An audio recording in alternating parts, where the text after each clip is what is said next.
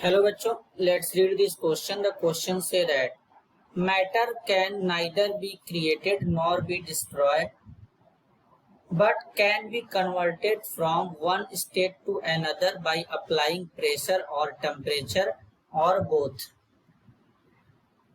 Temperature can be expressed in three scale, that is Celsius, Kelvin and Fahrenheit, and pressure can be expressed in term as a term of bar, Pascal, pounds per square inch and atmosphere.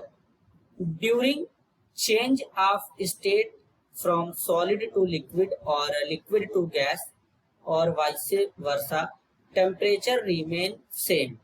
First, under which condition air can be liquefied, चार option यहाँ पर given है बच्चों.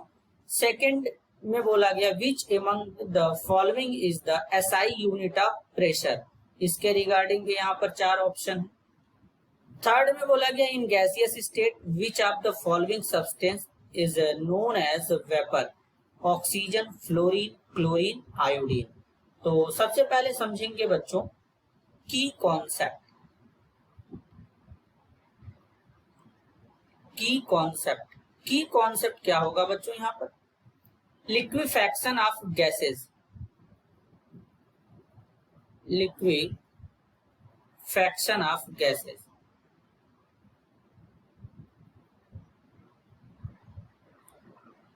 Faction of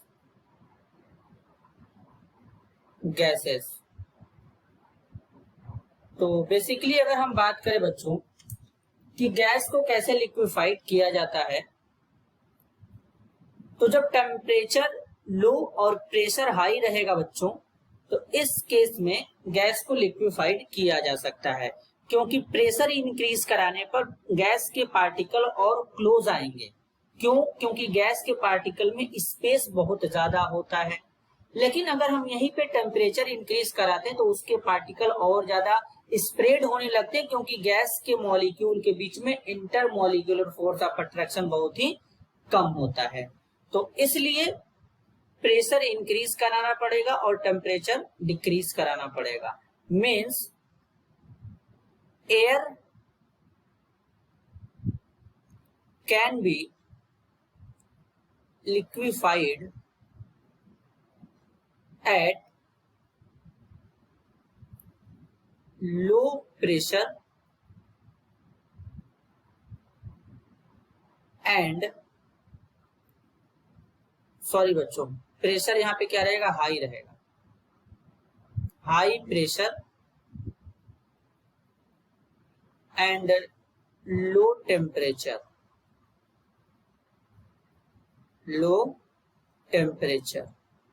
तो अब basically यहां पर अगर हम बात करें तो गैस को, एयर को कैसे लिक्विफाइड किया जाता है? हाई प्रेशर लो टेम्परेचर पर. तो करेक्ट आंसर फर्स्ट में क्या होगा? High pressure low temperature, option D. अब जो बेसिकली प्रेशर का एसआई यूनिट जो होता है बच्चों, एसआई यूनिट ऑफ प्रेशर, वो होता है पास्कल. तो सेकंड के लिए बी करेक्ट होगा. अब बेसिकली अगर हम बात करें बच्चों यहां पर वेपर के बारे में, तो किस तरीके से वेपर मिलेगा? The substance which exhibits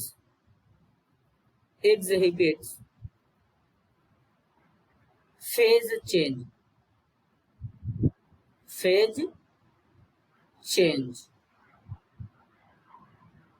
it is called vapor.